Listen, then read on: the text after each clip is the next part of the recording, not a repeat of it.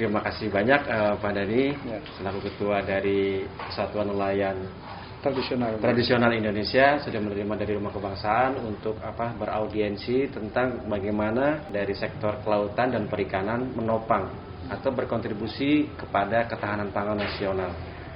Karena walaupun bagaimanapun juga isu tentang ketahanan nasional ini, ketahanan pangan terutama itu semakin kiranya membuat semua masyarakat Indonesia itu semakin makin hari makin seperti berpikir bagaimana nanti kondisi perekonomian ke depan terutama di tahun 2023 hingga tahun 2004 nanti menjelang.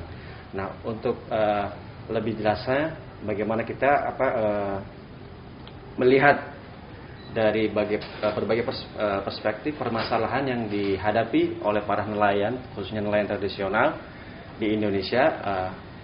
Mari kita berbincang-bincang sederhana saja dengan Bapak Dhani Setiawan selaku Ketua Nelayan Tradisional Indonesia.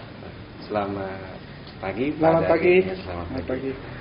Baik ya Pak Dhani. Ya. Alhamdulillah. Baik. Iya Pak Dhani.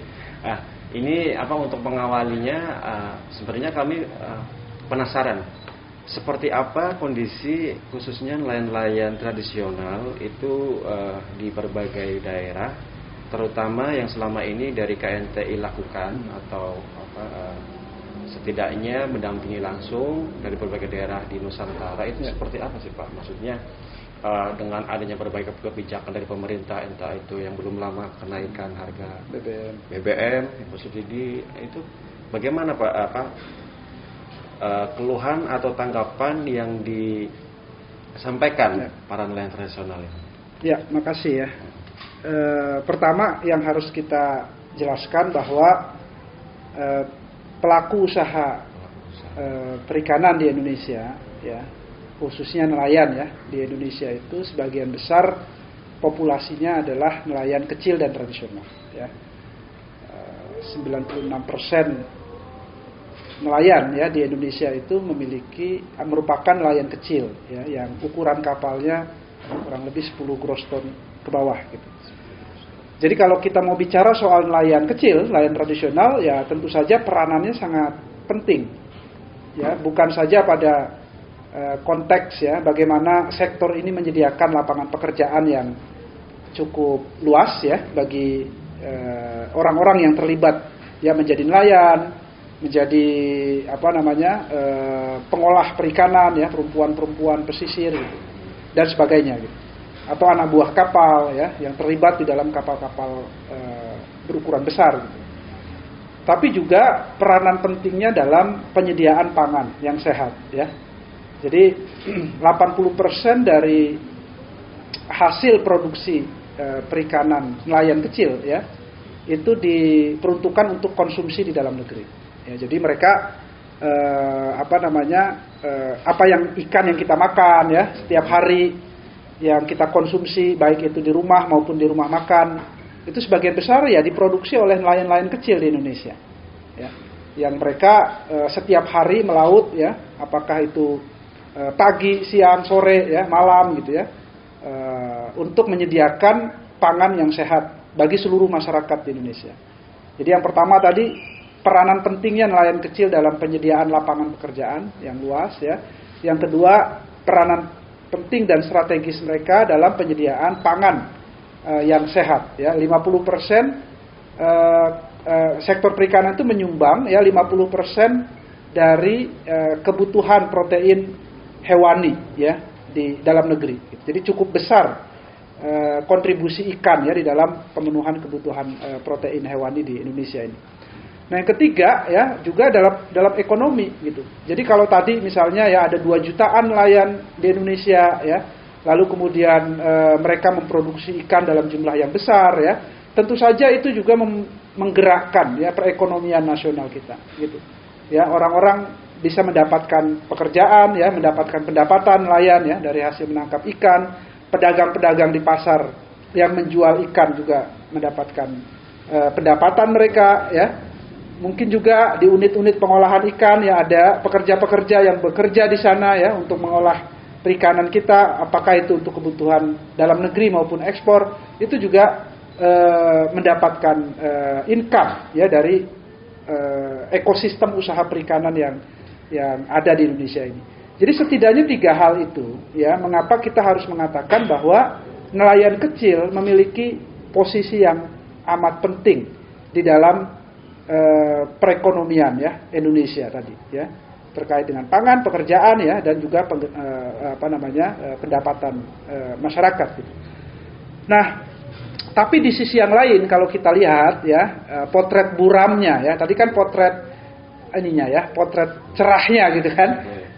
Bagaimana peranan penting mereka. Tapi potret buramnya di sisi yang lain, kalau kita lihat data ya, sebagian besar kantong-kantong kemiskinan ya itu ada di daerah-daerah pesisir yang notabene sebagian besar penduduknya adalah nelayan, gitu ya, nelayan kecil, nelayan tradisional gitu.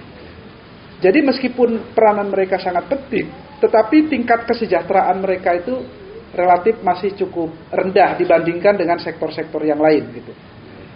Nah, yang kedua juga kalau kita lihat misalnya daerah-daerah dengan tingkat kemiskinan ekstrim ya di Indonesia ini, itu sebagian besarnya juga ada di daerah-daerah pesisir gitu.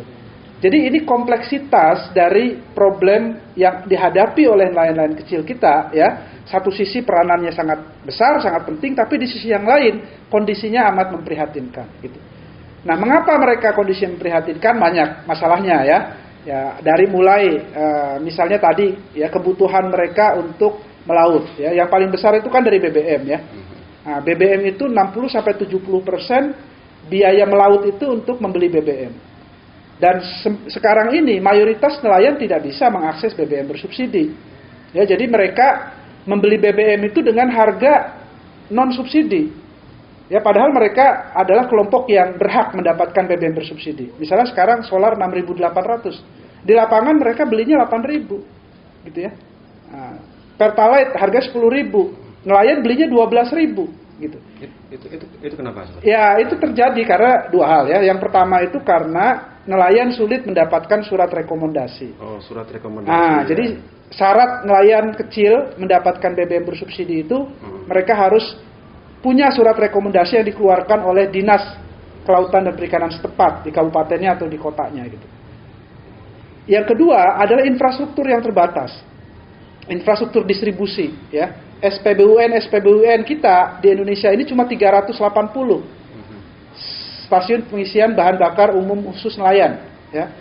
SPBUN. Ya, SPBUN itu cuma 380-an dimiliki oleh Pertamina di seluruh Indonesia ini ya. Kalau dibandingkan dengan desa-desa pesisir jumlahnya sekitar 11 ribuan. Jadi timpang banget ya. Jauh sekali antara keberadaan infrastruktur pengisian bahan bakar umum dengan ya kampung-kampung pesisir yang mayoritas warganya adalah berprofesi sebagai nelayan kecil.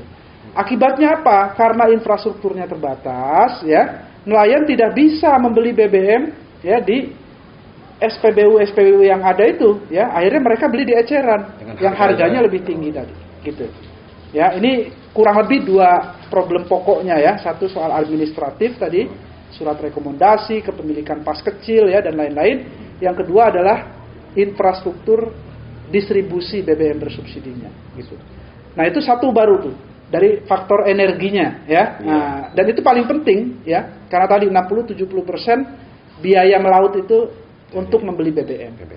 Nah, yang lain-lain ya, misalnya kaitannya dengan ya faktor alam. Ya, ini juga menyebabkan tingkat kemiskinan yang dialami oleh nelayan-nelayan kecil itu cukup rentan ya. Kenapa? Misalnya sekarang ini ya. Kalau kita lihat di kampung-kampung pesisir, kampung-kampung nelayan ya, terutama di basis-basisnya KNTI, banyak nelayan yang tidak melaut karena cuaca yang sangat ekstrim ya. Dan itu menyebabkan nelayan ya pada periode tertentu mereka tidak bisa nggak punya pendapatan ya, karena rata-rata nelayan kecil itu kan sehari melaut ya, one day fishing ya. Jadi kalau mereka melaut hari ini mereka dapat hasil tangkapan ya, atau dapat pendapatan ya, income ya untuk dirinya dan keluarganya gitu. Tapi kalau nggak melaut ya nggak dapat duit gitu.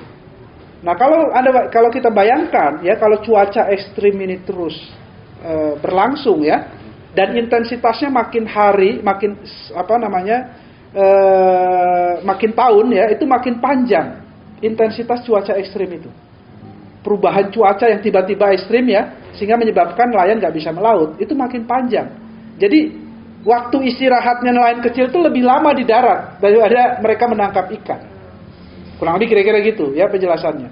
Nah kalau mereka ya itu makin lama di darat, berarti kan makin lama mereka nggak punya duit, nggak punya penghasilan, ya kan gitu. Bagaimana mereka caranya untuk memberi makan keluarganya, memberi makan menyekolahkan anaknya dan sebagainya. Nah itu hal-hal yang kita perlu pikirkan ya, bagaimana langkah-langkah kebijakan yang harus diambil oleh pemerintah untuk memberikan tadi ini, satu, menjawab bagaimana penyediaan BBM ya. Yang kedua ya, bagaimana memberikan satu proteksi perlindungan sosial ya bagi nelayan-nelayan kecil ya ketika mereka tidak bisa menangkap di laut karena faktor-faktor alam tadi ya, perubahan iklim, cuaca ekstrim dan sebagainya gitu. Nah, yang lain-lain saya kira kaitannya juga dengan penyediaan ya infrastruktur atau sarana prasarana ya, apakah itu perahu ya, apakah itu mesin-mesin ya, atau kemudian juga alat penangkapan ikannya gitu. Nah ini saya kira beberapa hal yang perlu dilakukan ya, dikuatkan oleh pemerintah. Nanti dari segi infrastruktur sama pengadaan BBM tadi ya. Kalau ya itu yang BBM tadi ya. Itu kenapa dari seluruh Indonesia itu, apakah karena jarak atau lokasi untuk pengadaan tadi SPBUN ya. Itu sementara ini bagaimana dari pengamatan dari Pak Dhani, dari kenapa pemerintah begitu lamban dalam artian pengadaan tadi infrastruktur terkait dengan BBM? Gitu. Ya kami kurang paham juga ya, karena itu kan menjadi tanggung jawab operator penyedia atau pendistribusi BBM subsidi itu sendiri ya. Dalam hal ini ada dua perusahaan sebenarnya, satu itu Pertamina, satunya lagi AKR ya. Kalau kita lihat di lapangan itu SPBUN dibangun oleh dua perusahaan itu, Pertamina dan PT AKR. Saya nggak begitu paham bagaimana ini terjadi gitu ya, mengapa stasiun pengisian bahan bakar untuk nelayan itu sedikit ya dibandingkan stasiun pengisian bahan bakar umum yang lain gitu. Padahal nelayan sangat membutuhkan. Nah, saya kira yang sekarang sedang dilakukan oleh pemerintah ya, terutama oleh Kementerian Koperasi, UKM dan Kementerian BUMN ya, untuk memberikan satu terobosan ya agar pendirian SPBUN itu bisa ditambah ya melalui koperasi-koperasi nelayan ya. Jadi perizinannya bisa lebih dipermudah ya. Size-nya nggak perlu terlalu besar ya, cukup kecil-kecil aja, tetapi bisa melayani nelayan-nelayan kecil. Yang supaya dia tidak salah sasaran, nelayan yang bisa membeli BBM di SPBUN itu hanya nelayan yang menjadi anggota koperasi gitu. Nah, jadi ini sebenarnya satu inisiatif yang sudah dimulai ya oleh Kementerian Koperasi dan Kementerian BUMN sejak tahun lalu, dan KNTI diajak terlibat ya untuk mendiskusikan dan mengimplementasikan ini. Saya kira kalau itu bisa berjalan secara masif ya, kita akan mempercepat proses pengadaan infrastruktur ini ya, dan dengan sendirinya tentu saja akan membantu ya nelayan-nelayan bisa mengakses BBM dengan harga yang bersubsidi tadi. Baik. Dan tadi yang terkait pengadaan infrastruktur SPBUN tadi, ya. Itu kan dari sisi pemerintah. Nah, sedangkan bagaimana dengan terkait dengan surat rekomendasi? Okay. Surat rekomendasi sebagai akses untuk mendapatkan BBM subsidi tersebut tadi kan. Nah, itu kenapa hal itu bisa menjadi salah satu kendala bagi para nelayan tersebut? Apakah dari memang SDM-nya dalam artian apa kurangnya sosialisasikah, kurangnya informasikah tentang terkait persyaratan untuk mendapatkan akses BBM subsidi? Ya, pertama surat rekomendasi ini ya itu merupakan aturan yang dikeluarkan ya berdasarkan Perpres 191/2014 ya, yang mengatur bahwa pendistribusian BBM bersubsidi kepada sektor perikanan itu membutuhkan adanya surat rekomendasi yang dikeluarkan oleh Dinas setempat, ya dalam hal ini Dinas Kelautan atau Perikanan setempat. Masalahnya adalah, ya, pertama, syarat untuk membuat surat rekomendasi itu nelayan harus punya kepemilikan surat-surat administratif yang lain, terutama adalah pas kecil, ya. Jadi pas kecil itu kayak semacam mungkin STNK atau SIM nelayan perahu gitu ya. Nah, perahu kecil. Ada perahunya, Pak? Ya, jadi perahu itu ya harus punya namanya identitas ya, pas kecil tadi itu ya. Nah, itu kan harus diukur berapa bobotnya ya, beratnya berapa, panjangnya berapa, sehingga itu dikeluarkanlah surat itu oleh dinas oleh Kementerian Perhubungan ya, dinas yang berkaitan dengan perhubungan laut gitu ya. Lalu kemudian itulah yang menjadi identitas bagi nelayan untuk mengurus surat rekomendasi. Salah satunya ya, termasuk juga misalnya kepemilikan kartu nelayan, kartu kusuka dan sebagainya. Itu masalah pertama. Tidak semua atau bahkan mayoritas nelayan kecil kita tidak punya pas kecil. Kenapa mereka tidak punya pas kecil? Dari hasil survei KNTI 2021 mengatakan mayoritas mereka nggak tahu cara ngurusnya. Bagaimana pas kecil itu ngurusnya, ya, itu satu, ya. Yang kedua, ya, jarak tempuh antara desa kampung nelayan dengan kantor dinas itu jauh banget, ya. Jadi kalau mereka ngurus, misalnya, ya, yang kalau kita mau contoh aja lah, ya, misalnya Tangerang, nelayan Tangerang, ya, di Dadap, banyak nelayan, ya, Dadap, Kabupaten Tangerang ya, di dekat bandara itu. Ya. Mereka kalau mau ngurus pas kecil, ya itu harus ke ke ibu kota Tangerang ya, Kabupaten Tangerang ya. Dan itu bisa 2-3 jam gitu jarak tempuh. Itu salah satu ini. Ya. Anda bisa bayangkan kalau di Kabupaten Kepulauan ya, lain-lain di pulau ya, itu harus ngurus dulu ya ke ibu kota kabupaten ya, datang. Jangankan mereka butuh effort ya untuk datang ke kotanya aja udah butuh effort, belum lagi mereka butuh keberanian untuk masuk kantor dinas. Iya. Coba bayangkan ya. Tuh. Nah, nelayan yang di kampung ya kan datang ke kantor pemerintah ya di ibu kota kabupaten itu sendiri harus punya mental sendiri, jangan dibayangkan kita kan gitu ya. Nah, jadi kami makanya ya sejak 2 tahun lalu mengatakan ini harus dipermudah pengurusan administrasi ini ya. Misalnya ya, kalau nelayan oke lah misalnya butuh surat rekomendasi, tapi cukuplah sekali setahun. Kan gitu ya. Jadi surat rekomendasi diberikan oleh dinas berlaku untuk 1 tahun, misalnya gitu ya. Nah, atau ya kita perbaiki pendataan nelayan ini melalui kartu nelayan atau kartu kusuka ya, sehingga setiap nelayan yang mau beli BBM di SPBUN ya cukup hanya membawa kartu kusuka ya, sehingga betul-betul menjelaskan bahwa dia adalah nelayan ya, BBM-nya itu tidak disalurkan kepada sektor yang lain ya, yang bukan nelayan. Kan itu inti dari pembelian surat rekomendasi, supaya BBM-nya tidak salah sasaran, tidak disalurkan ke transportasi, ke pertambangan, perkebunan, macam-macam kan gitu ya. Nah, tapi karena itu menyulitkan ya dalam praktek ya, maka kita harus mempermudahnya supaya hak nelayan dapat BBM juga tetap terjadi gitu ya. Nah, tadi makanya syarat-syarat administratifnya dipermudah. Kalaupun memang harus ada surat rekomendasi, ya jangan setiap bulan dia ngurus surat rekomendasi kan gitu ya. Kalau yang berlaku ya sekarang macam-macam ya, ada setiap bulan harus diperbarui, ada per 3 bulan kan gitu ya. Nah, jadi ada yang bisa dikolektifkan ngurusnya, ada yang harus datang sendiri. Jadi perlakuannya nggak sama ya. Jadi standar pelayanan publiknya itu di setiap daerah itu berbeda-beda gitu terkait dengan ini.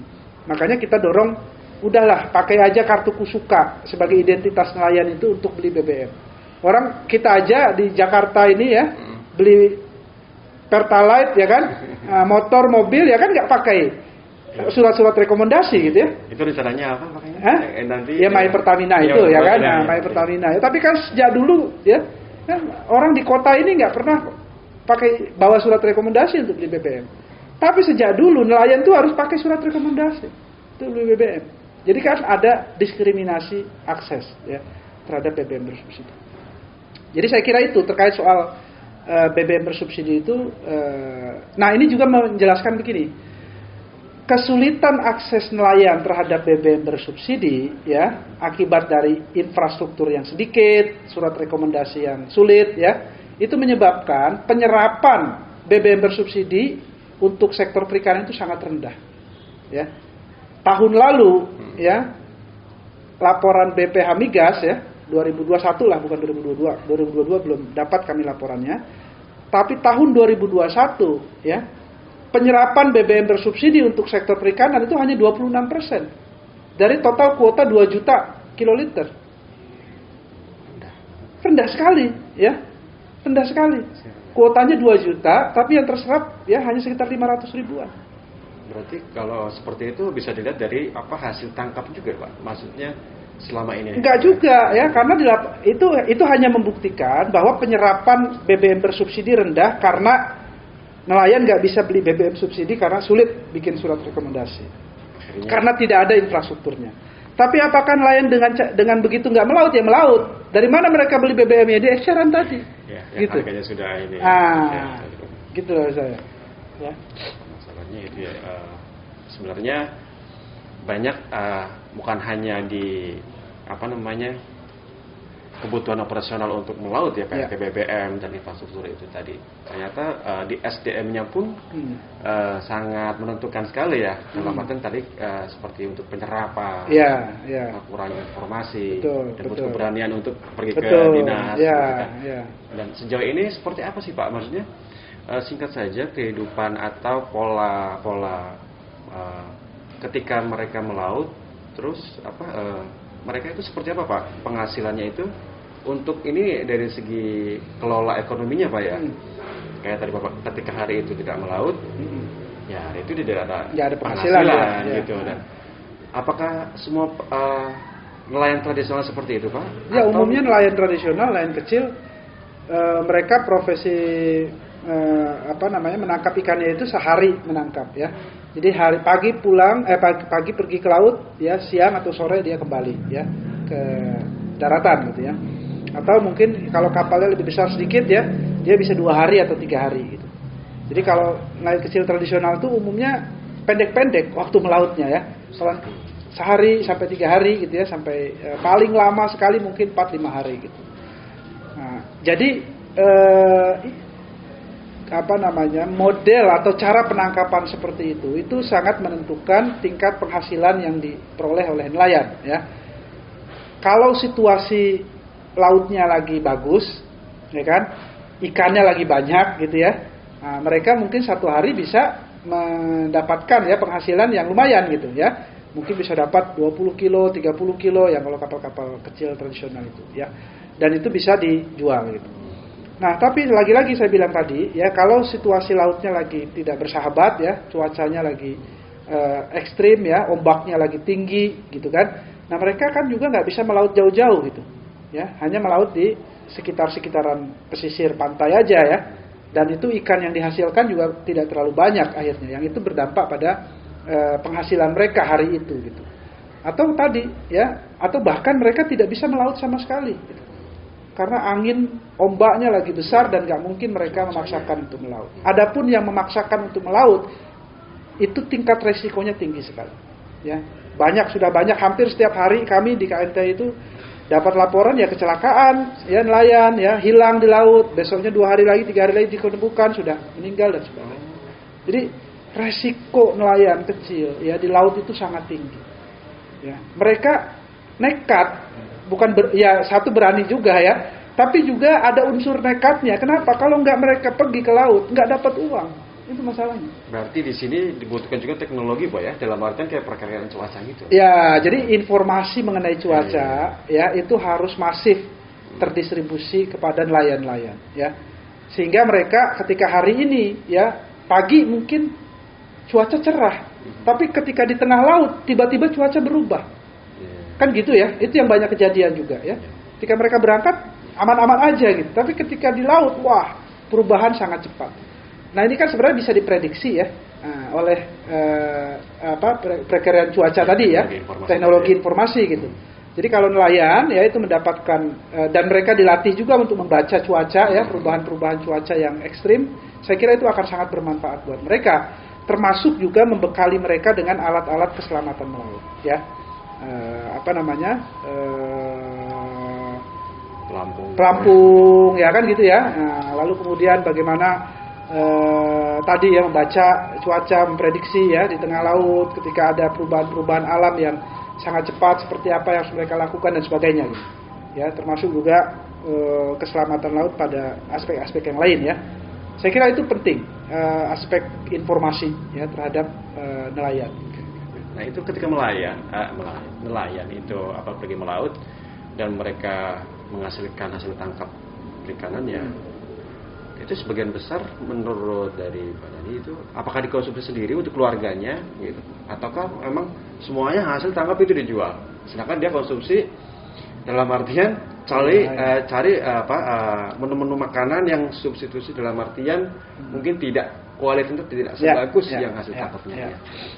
Kalau lihat persentase ya saya kira 80-70% ya itu hasil tangkapan itu ya dijual gitu ya, 70-80% lah ya. Tergantung sebenarnya jenis ikannya ya. Kalau jenis-jenis ikan yang memang punya nilai ekonomi yang tinggi ya biasanya mereka akan jual semua gitu ya. Daripada diolah lebih menguntungkan dijual gitu. Beberapa jenis ikan tertentu. Tapi jenis-jenis ikan tertentu yang kalaupun dijual harganya tidak terlalu tinggi ya. Tapi ketika diolah harganya lumayan gitu. Nah mereka biasanya bisa memilih itu untuk diolah jadi ikan asin atau jenis-jenis olahan yang lain. Dan itu sudah masuk ke ranah tahap produksi dalam artian ke pihak lain, bukan dari nelayannya Pak ya? Kalau yang di pengolahan, pengolahan. Kalau gitu pengolahan itu umumnya rumah tangga. Ya rumah tangga nelayan. Ya bahkan ya, itu tadi saya bilang ya biasanya dikerjakan oleh istri-istri nelayan gitu. Jadi home industry lah gitu ya, UKM gitu ya. Nah tapi ada juga ya memang unit-unit pengolahan yang dikelola oleh pihak lain ya.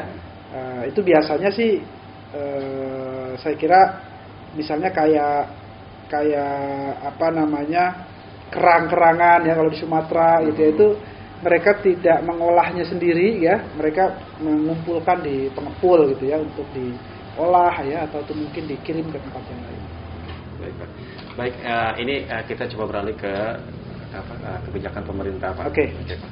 Jadi sejauh ini adakah kebijakan dari pemerintah yang tadi Bapak sudah sebutkan tadi kan beberapa yang bisa disinergikan gitu Pak, dalam artian dengan nelayan, entah itu nelayan kecil, nelayan tradisional ataupun nelayan yang berukuran yang kostumnya besar gitu apa, yang mereka sudah bisa ke tahap nilai tambah tadi gitu. Kira-kira ada Pak gitu kebijakan itu? Ya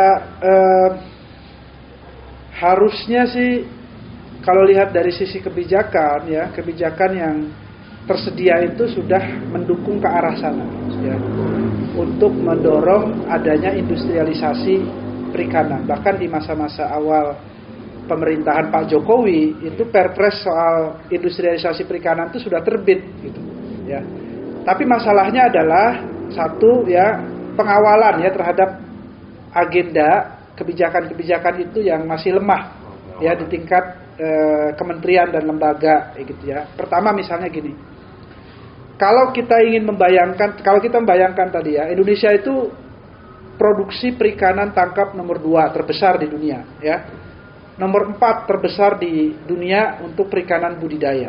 Ya, jadi sebenarnya Indonesia itu produsen perikanan yang sangat penting di dunia ini. Tapi kalau kita lihat bagaimana ekspor perikanan Indonesia ya di internasional, itu kita itu tidak masuk radar 10 besar bahkan ya. Kita kalau nggak salah itu nomor 13 gitu. Itu apa ya yang terjadi menurut saya ya, karena kita tidak melakukan ya satu pengawalan dari kebijakan-kebijakan di sektor perikanan ini yang memungkinkan ya setiap sumber daya perikanan yang dihasilkan di dalam negeri selain ya diperuntukkan untuk memenuhi konsumsi pangan bagi seluruh masyarakat Indonesia ya, meningkatkan tingkat konsumsi ikan per kapita kita ya yang lebih besar lagi, juga mendorong ya sumber daya perikanan tadi ya untuk kebutuhan industri perikanan ya, sehingga kita bukan saja memberi makan seluruh warga negara Indonesia, tetapi juga memberi makan seluruh warga dunia gitu ya lewat sektor perikanan ini. Nah, itu hanya bisa dilakukan dengan proses industri yang lebih kompleks kan gitu kan ya, yang itu kemudian misalnya dengan satu sentuhan teknologi ya, inovasi dan sebagainya, dia bisa, ikan dari Indonesia itu bisa dirasakan oleh warga di Eropa, oleh warga di Amerika ya, di Afrika, di Latin Amerika dan sebagainya gitu.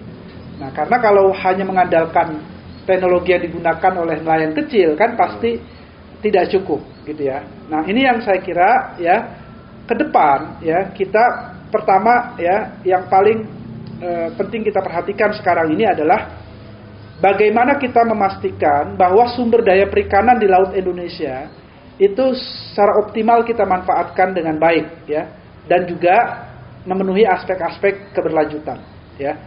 Jadi cara menangkapnya harus baik gitu ya. Lalu kemudian alat-alat penangkapan ikannya jangan merusak lingkungan kan gitu ya. Termasuk juga memanfaatkan daerah-daerah yang selama ini sumber daya perikanannya belum optimal kita gunakan. Misalnya di zona ekonomi eksklusif ya, di atas 12 mil. Itu kapal-kapal perikanan kita masih cukup sedikit di sana dibandingkan dengan luas wilayah zona ekonomi eksklusif kita yang sangat panjang, yang sangat luas ini. Itulah mengapa salah satu yang menjelaskan ya Indonesia itu masih menjadi tempat yang subur bagi aktivitas pencurian ikan ya secara ilegal itu ya dari negara-negara lain, illegal fishing. Karena tadi wilayah-wilayah kita itu nggak ada kapal-kapal perikanan Indonesianya. Dan kalau kita mau nangkap ikan di wilayah itu kapalnya harus besar gitu. Nah, karena itulah ya kebijakannya, makanya pemerintah harus bagaimana mendorong ya para pelaku usaha misalnya ya ataupun UKM, koperasi ya, itu bisa dibekali dengan pembiayaan, teknologi ya, sehingga bisa menangkap ikan di zona ekonomi eksklusif ya dengan kapal yang lebih besar, dengan modal yang cukup gitu. Karena itu kan modalnya juga nggak kecil kan, bikin kapalnya, perbekalan melautnya dan sebagainya gitu. Nah, dengan kita akan konsentrasi ke sana, menurut saya tadi menjawab dua hal atau bahkan tiga hal yang secara optimal tadi kita diskusikan di awal sekali gitu ya. Lapangan pekerjaan akan tercipta lebih banyak lagi ya. Pangan ya akan tercukupi. Yang kedua ya tadi nilai tambah ekonominya akan lebih besar bagi bangsa ini. Jadi memang harus ada dorongan atau benar-benar memberikan ini ya Pak ya, dukungan untuk bisa melaut yang tadi di sana. Ya, dukungan satu ya juga terkait dengan perlindungan ya, perlindungan terhadap nelayan-nelayan kecil dan tradisional. Jadi kita sudah punya Undang-Undang 7 2016 tentang perlindungan dan pemberdayaan nelayan, pembudidaya ikan dan petambak garam ya. Itu adalah instrumen yang kuat dan baik sekali ya. Itu adalah satu refleksi ya bangsa ini bahwa nelayan kecil ya, petambak garam, pembudidaya ikan itu memiliki kekuatan yang sangat penting gitu di Indonesia. Nah, yang penting adalah bagaimana mengimplementasikannya kan, undang-undang itu gitu. Tadi kaitannya dengan BBM, kaitannya dengan asuransi nelayan karena kecelakaan melautnya sangat tinggi ya. Makanya harus disediakan satu skema perlindungan sosial bagi mereka gitu ya. Ini salah satu contohnya misalnya sekarang juga ya, banjir. Ya kan? Itu berapa banyak tambak-tambak di pesisir itu yang kebanjiran. Ya akibat banjir rob ya yang merugikan ya para petambak-petambak kita. Para nelayan-nelayan kita tadi udahlah ya nggak bisa melaut. Tapi petambak-petambak ini juga kan langsung tuh kena ruginya ya. Nah, jadi itu dan itu mereka nggak punya skema asuransi gitu. Nah, ini yang mau saya bilang, skema perlindungan sosial itu harus menjadi satu bagian integral ya dari skema perlindungan nelayan kecil ya, terutama di Indonesia, petambak garam dan pembudidaya ikan, untuk menjaga agar mereka tetap berada atau tetap memiliki semangat untuk berprofesi sebagai nelayan, pembudidaya atau petambak itu. Karena begitu mereka ya kehilangan harapan ya terhadap profesinya ya, wah itu ancaman terhadap pangan kita kan gitu ya. Nah, kita nggak bisa lagi makan ikan yang enak, kita nggak bisa lagi makan udang yang sehat dan sebagainya, karena mereka pikir buat apa menangkap ikan kalau harganya juga murah gitu kan. Lalu kemudian kalau mereka melaut juga nggak ada perlindungan sosial dari negara dan sebagainya. Dan untuk tingkat konsumsi hasil tangkap laut dan budidaya itu lebih besar. Ya ini menarik ya, ini menarik. Pertama, kalau kita lihat stok ya, sumber daya ikan di Indonesia ini dari Sumatera ya sampai Papua ya, itu sebagian besar sumber daya perikanan kita masih ada sekarang ini di kawasan Indonesia bagian timur ya, Sulawesi, NTT, NTB gitu ya, sampai ke Papua sana ya kan. Bahkan nelayan-nelayan di Jawa ini nangkapnya ke laut-laut di sana di Indonesia Timur ya, di Maluku, di Papua gitu ya. Dan kalau kita lihat juga ya, tingkat konsumsi per kapita ya kawasan timur Indonesia itu lebih tinggi konsumsi ikan per kapita ya dibandingkan kawasan Indonesia bagian barat itu. Gitu. Pertanyaan mengapa itu terjadi kan gitu ya? Nah, satu tentu saja ya sumber daya ikan di kawasan timur masih banyak ya, dan mereka mudah mendapatkan ikan itu ya untuk mereka konsumsi. Nah di kawasan Indonesia bagian barat ini satu sumber daya perikanannya sudah semakin sedikit ya, semakin sedikit.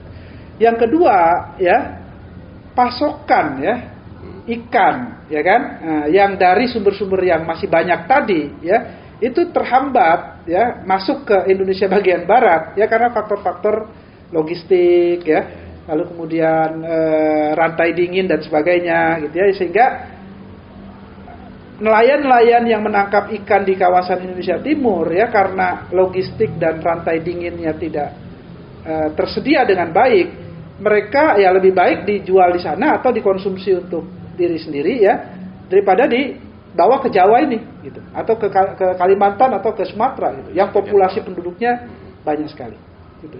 Jadi itu yang perlu kita tingkatkan. Jadi satu isunya di situ adalah ya bagaimana mengkonservasi sumber daya perikanan di kawasan barat Indonesia ya.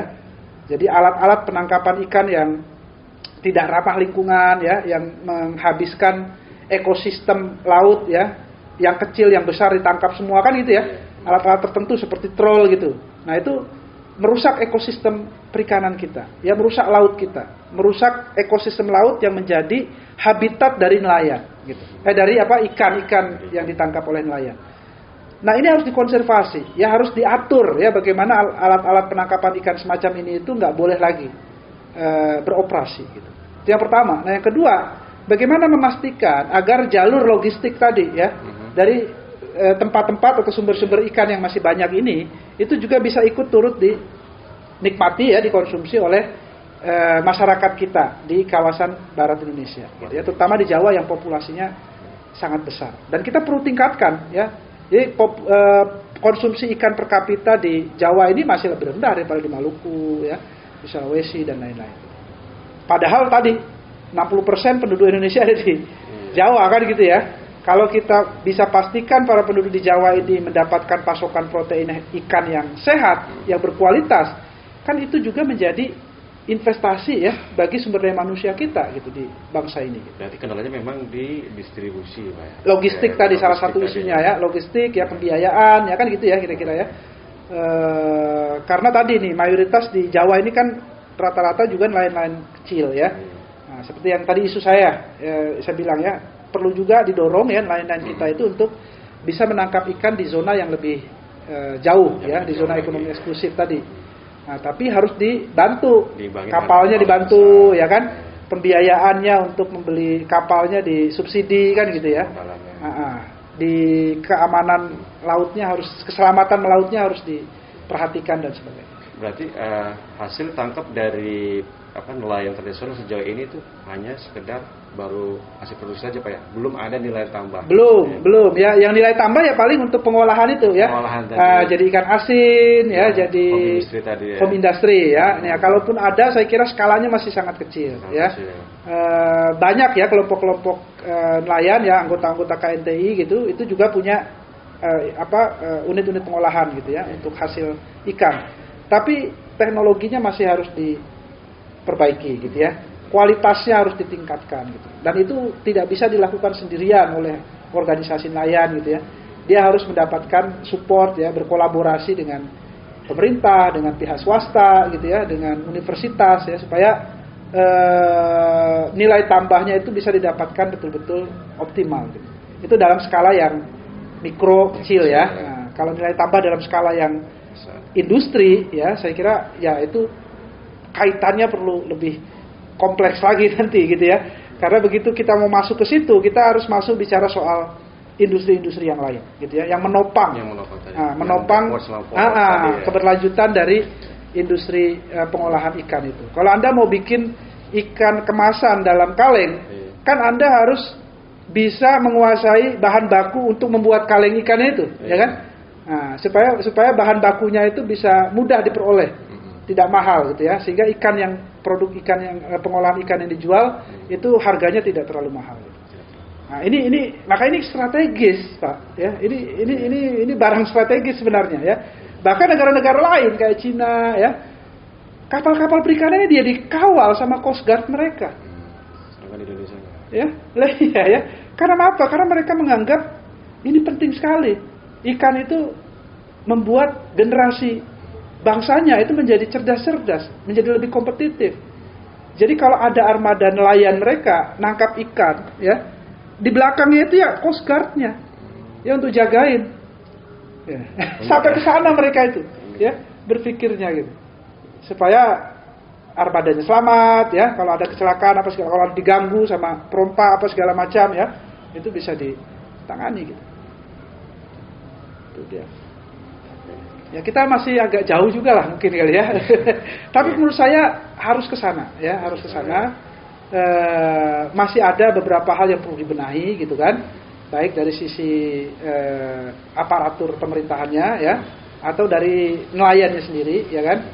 Sumber daya manusia tadi ya, bagaimana mereka mengetahui informasi ya, cuaca, mengurus administrasi dan lain-lain, itu juga hal-hal yang perlu ditingkatkan ya, termasuk juga cara mereka mengelola atau istilahnya itu memberlakukan ikan setelah ditangkap ya. Pemberlakuan terhadap ikan ya setelah dia ditangkap ya dari laut. Ya misalnya gini ya, kawan-kawan kita nelayan di Maluku itu nangkapnya kan tuna. Oke. Indonesia Timur berarti ya. Indonesia Timur nih, ya. yang banyak tunanya ya. Tuna itu kan mahal ya. Ya enggak? Ya. Kalau Anda ekspor ya tuna ya ke Jepang, kemana, wah itu harganya luar biasa gitu. Tapi tadi tuh karena nggak ada cold storage ya, nggak ada listrik, nggak ada cold chain macam-macam ya. Ya mereka nangkap tuna itu kayak nangkap ikan tongkol jadinya. Langsung paham ya? Dikonsumsi gitu. Ya, bukan hanya itu ya, tapi cara membawanya ya itu kan ada treatment sendiri ya. Matahari langsung apa segala macam kan gitu ya, setelah diangkat dari laut itu. Jadi itu juga handling pasca panen ya, handling pasca nangkap ikan pada jenis-jenis ikan tertentu ya, itu juga kita harus latih ya saudara-saudara kita nelayan ini ya. Supaya apa? Supaya mereka juga bisa dapat harga yang baik gitu. Kalau ikan yang ditangkap itu diperlakukan secara baik, maka harganya juga akan tinggi gitu. Harganya akan baik. Karena tidak ada penurunan kualitas ya di situ. Ya, harganya menyesuaikan dari kualitas ikan yang ditangkapnya itu.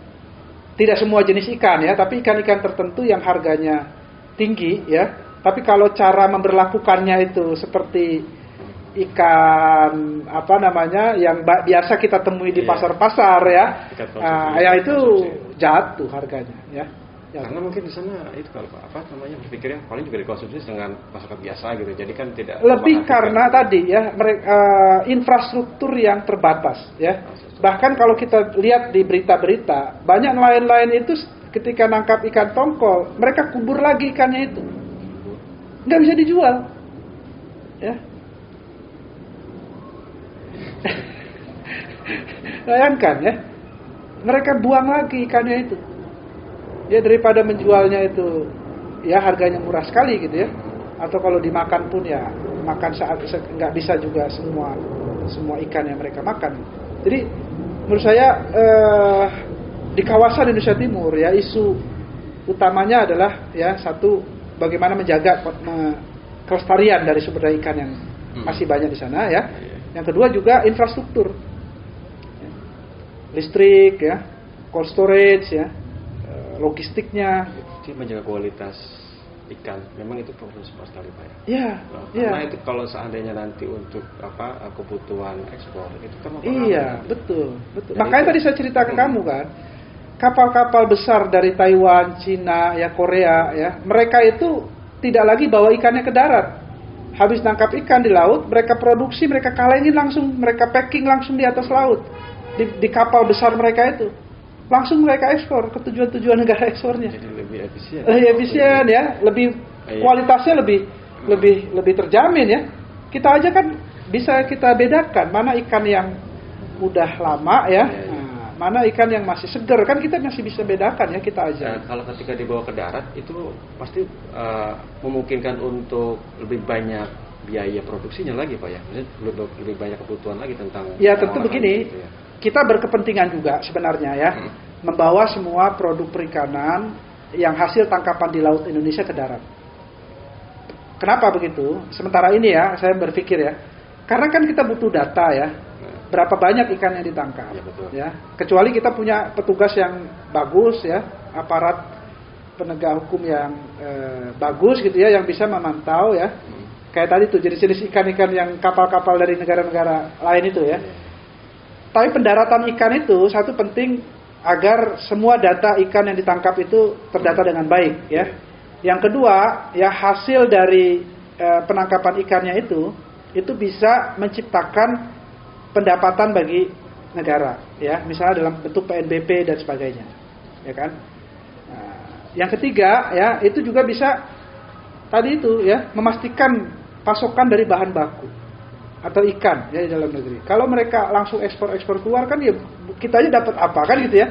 Industri-industri dalam negerinya pasokannya akan jadi berkurang. Orang-orang nggak akan kekurangan konsumsi ikan dan sebagainya gitu ya.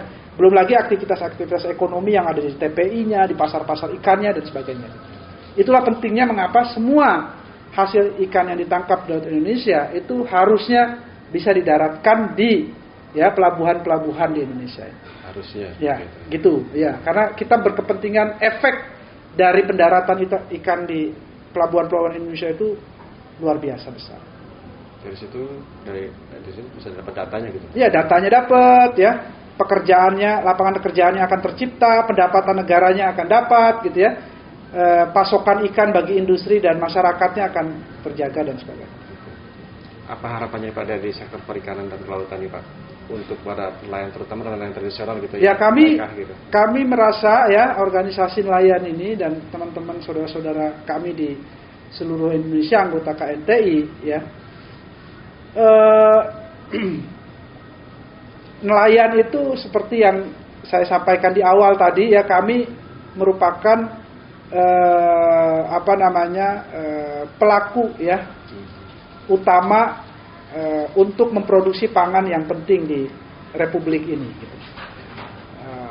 Beberapa hal yang perlu dilakukan oleh pemerintah ya untuk mendukung ya keberlanjutan dari usaha sektor perikanan ini masih cukup banyak ya.